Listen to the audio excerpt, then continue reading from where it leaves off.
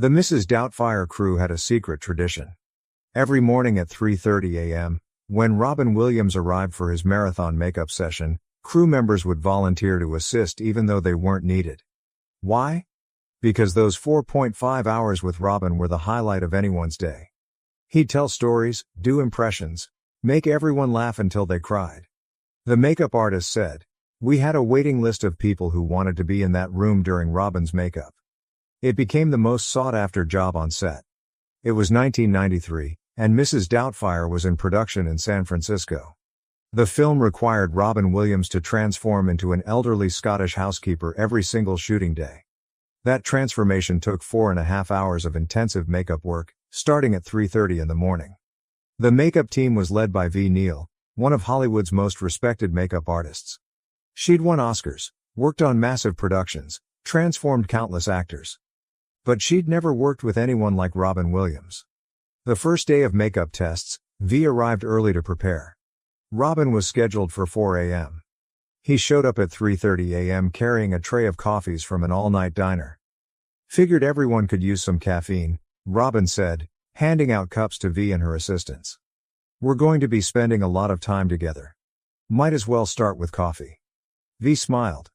She'd worked with difficult actors who'd treated makeup artists like servants. Robin was treating them like colleagues, like friends, from minute one. "All right, Mr. Williams, let's see what we're working with," V said. "Please, call me Robin. Mr. Williams is my father, and he's not here at 3:30 in the morning, thank God." The transformation process began. First came the facial prosthetics, carefully crafted pieces that would give Robin jowls, wrinkles, and aged neck.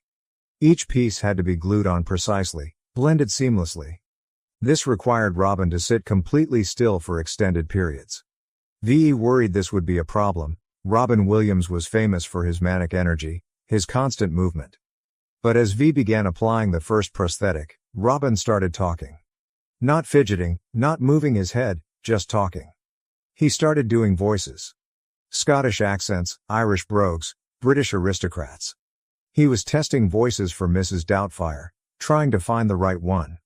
"What about this one?" Robin asked in a high-pitched Scottish lilt. "Too much?" "Little much," V's assistant said, laughing. "This?" Robin tried again, slightly lower, warmer. "Better," V said, carefully pressing a prosthetic to his cheek. Over the next hour, Robin cycled through dozens of voices while V worked. He'd tell stories between voice tests, about his kids, about growing up, about other films he'd worked on. V's assistants found themselves laughing constantly. One assistant, a young woman named Maria, was supposed to be organizing supplies. Instead, she kept stopping to listen to Robin's stories. "Maria, focus," V said, but she was smiling too. By 6 a.m., word had spread through the production offices. The makeup trailer where Robin was being transformed had become the most entertaining place on set. Chris Columbus, the director, stopped by to check on progress. He intended to stay for 2 minutes. He stayed for 45, sitting in the corner, just listening to Robin entertain the makeup team. "This is going to be a good shoot," Chris said to V as he left. "If the makeup room is this fun, imagine what filming will be like." The next day, something interesting happened. A lighting technician named Tom asked V if he could help during Robin's makeup session. "Help with what?" V asked. "Your lighting, not makeup." "I don't know, hand you things? Keep Robin company?" Yesterday I heard people talking about how fun the morning session was. Thought I'd see if you needed an extra pair of hands." V understood. Tom didn't want to help with makeup. He wanted to be in the room with Robin. "Sure, Tom. Come by at 4 a.m. tomorrow. You can assist." Tom showed up at 3:45 a.m. with coffee for everyone. Robin arrived at 3:30 a.m., as always, and immediately noticed Tom. "Tom, what brings you to the makeup trailer at this ungodly hour?" "Volunteered to help," Tom said. Robin grinned. "Help or observe?" "Observe," Tom admitted. "Honest man," Robin said. "Pull up a chair, V. Is this okay?" V nodded. She'd realized something important: Robin performed better with an audience. The more people in the room, the more energy he brought. Over the next week, more crew members started volunteering to assist during Robin's makeup sessions. The trailer was designed for 3 or 4 people. By week 2, there were 8 people crammed in there every morning. A production assistant named Jennifer. A camera operator named Mike. The assistant director. A costume designer. All of them finding excuses to be in that trailer between 3:30 and 8 a.m. V eventually had to create a schedule. "We can't have 15 people in here," she told the production manager. "It's a fire hazard, we need a rotation." They created a sign-up sheet. Crew members could volunteer for makeup room duty, which meant sitting in the trailer while Robin transformed into Mrs. Doubtfire. The sheet filled up immediately. People were requesting specific days, trading shifts with each other like it was tickets to a concert. "I've never seen anything like this," the production manager said to Chris Columbus. "We have a waiting list to watch someone get makeup done." Chris laughed. "It's not about the makeup, it's about Robin." He was right. Those 4.5 hours every morning became legendary on set. Robin would arrive with coffee and pastries. He'd settle into the makeup chair. And then, for the next 4.5 hours, he'd entertain. He told stories about his early career, about studying at Juilliard with Christopher Reeve, about his time doing stand-up comedy. He did impressions, not just famous people, but crew members. He'd mimic the way the director said action, the way the script supervisor organized her notes, the way the cinematographer squinted at the monitors. "V, you realize you make this face when you're concentrating?" Robin would say, scrunching his face in an exaggerated version of V's focused expression. V would laugh despite herself. "Stop moving your face, I'm trying to blend this prosthetic." "My face is an artistic instrument. It must be free," Robin declared dramatically. The crew members who got makeup room duty would arrive excited and leave energized. Those 4.5 hours became the fuel for the whole day. Sally Field, Robin's co-star playing his ex-wife, sometimes stopped by the makeup trailer. She'd watch Robin entertain the crowd, see the joy on everyone's faces. "You're not getting paid for this, you know," Sally told Robin one morning. The entertaining crew members between 3:30 and 8 a.m. "Best part of the job," Robin said. "I get to make people laugh before most of Los Angeles is even awake. That's a gift." The makeup process itself was grueling. The prosthetics were uncomfortable. The adhesive irritated Robin's skin. Sitting still for 4.5 hours was physically challenging. But Robin never complained. Instead, he made it fun for everyone else. V noticed something beautiful. Robin was transforming the potentially miserable experience of early morning prosthetic makeup into a daily celebration. "Most actors hate the makeup process," VA told her assistants. "They tolerate it because they have to. Robin celebrates it because he can.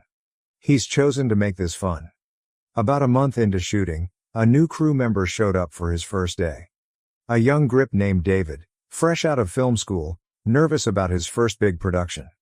David arrived at the soundstage at 6 a.m., his call time. Another crew member, Sarah, saw him.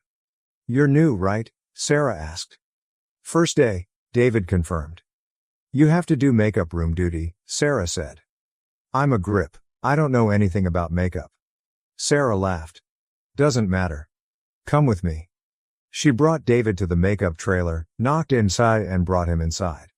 Robin was mid-transformation, half Mrs. Doubtfire, half himself. A surreal sight. "Fresh meat," Robin announced in Mrs. Doubtfire's voice. "What's your name, dear?" "David," the young grip said nervously. "David, welcome to the most exclusive club on set, the 3:30 a.m. Coffee Club. Pull up a chair, tell us your story. How does a young man end up gripping on a Robin Williams film?" For the next 2 hours, David sat in that trailer, answering Robin's questions, listening to stories, laughing at impressions. His nervousness disappeared. By the time he left, he felt like part of the family. "That's the Robin effect," Sarah told him later. "He makes everyone feel seen, valued, important. Even grips on their first day." The makeup room sessions became so popular that Chris Columbus started scheduling meetings during them. Instead of gathering in an office at 9 a.m., he'd brief department heads at 5 a.m. in the makeup trailer while Robin was getting transformed. "Might as well make use of the time," Chris said. "And honestly, starting the day with Robin's energy is better than any motivational speech I could give." The sessions weren't always just fun and games. Sometimes they were deeply meaningful. One morning, a costume assistant named Patricia came in for her scheduled makeup room shift. She'd been going through a difficult time, her mother was ill, and Patricia was struggling with the stress. Robin somehow sensed this. While V worked on his prosthetics, Robin started telling a story about his own mother, about her strength, about what she'd taught him about facing difficulty with grace. It wasn't preachy or forced. Just a story, told conversationally. But Patricia later said it helped her more than any formal counseling session could have. Robin had this gift, Patricia said years later. He could sense what people needed, laughter, encouragement, comfort, and he'd provide it naturally, without making a big deal of it. The makeup sessions also became a place where Robin tested material. He'd try out bits for scenes later that day, getting immediate feedback from his morning audience. "What if Mrs. Doubtfire says this?" Robin would ask, then deliver a line in character.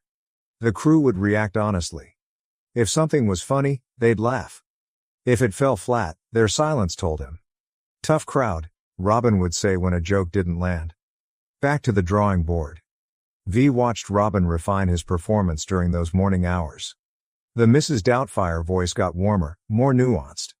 The character's mannerisms became more specific. The makeup room was his laboratory, VA said in an interview years later.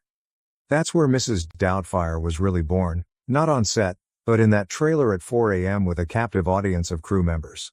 By the end of filming, the morning makeup sessions had become legendary. Crew members who'd been on set for 3 months talked about them like war stories. Remember the morning Robin did 45 minutes of impressions? Remember when he sang show tunes while V applied the neck prosthetic? On the last day of shooting, Robin arrived at 3:30 a.m. as usual. The entire core crew was there. Not just the scheduled person, but everyone who'd regularly attended over the months. "What is this?" Robin asked, seeing the crowd. "Couldn't miss the last one," Tom the lighting tech said. Robin's eyes got misty. "You guys. You beautiful, sleep-deprived people. Thank you for making these mornings special." "We're thanking you," VA said. "You turned the hardest part of this job, the early call times, the tedious makeup process, into the best part. That's a gift." Robin shook his head. The gift was having an audience that appreciated it. Comedy doesn't exist without people to laugh at it. You gave me that every morning. That final makeup session was quieter than usual. More reflective. People shared their favorite memories from previous mornings. Robin was more subdued, knowing this daily ritual was ending. When V finished the transformation at 8 a.m., Robin stood and looked at everyone gathered. "I'm going to miss this," he said simply. "The 3:30 a.m. coffee, the cramped trailer, the laughter. Thank you for choosing to be here when you could have been sleeping." "Wouldn't have missed it," Maria the assistant said. Mrs. Doubtfire became a massive success. When it premiered, critics praised Robin's transformation, the brilliant makeup, the heartfelt performance. But for the crew members who'd been in that makeup trailer those early mornings, the real magic wasn't what audiences saw on screen. It was what happened before anyone yelled action. It was Robin arriving with coffee at 3:30 a.m. It was the stories and impressions and laughter that filled those 4.5 hours. It was the way a necessary but tedious process became a daily celebration. It was crew members volunteering to wake up at 3 a.m. just to be in that room. It was the waiting list to watch someone get makeup done. Years later, V. Neal worked on hundreds more films. She transformed countless actors. But when asked about her favorite makeup experience, she always said the same thing: Mrs. Doubtfire. Those morning sessions with Robin. We had a waiting list of people who wanted to be there. Think about that, people fighting to be at work at 3:30 a.m. That's the Robin Williams effect. He didn't just transform into a character. He transformed a job into a joy. The crew members who were there still talk about it. Those mornings became more than just call times and makeup applications. They became memories of a time when Hollywood's biggest star chose to make a makeup trailer feel like a family gathering. Robin Williams didn't have to make those sessions special. He could have sat silently, endured the process, saved his energy for the cameras. Instead, he arrived with coffee. He told stories. He made people laugh. He turned 4.5 hours of potential tedium into the most sought-after experience on set. That's not just professionalism. That's generosity of spirit. That's understanding that every moment is an opportunity to bring joy. And that's why 30 years later, those crew members still consider those early morning makeup sessions the highlight of their careers. Not because they worked on a hit film, but because, for a few hours each morning, they got to be part of Robin Williams' magic circle. And he made sure every single person in that room knew they mattered.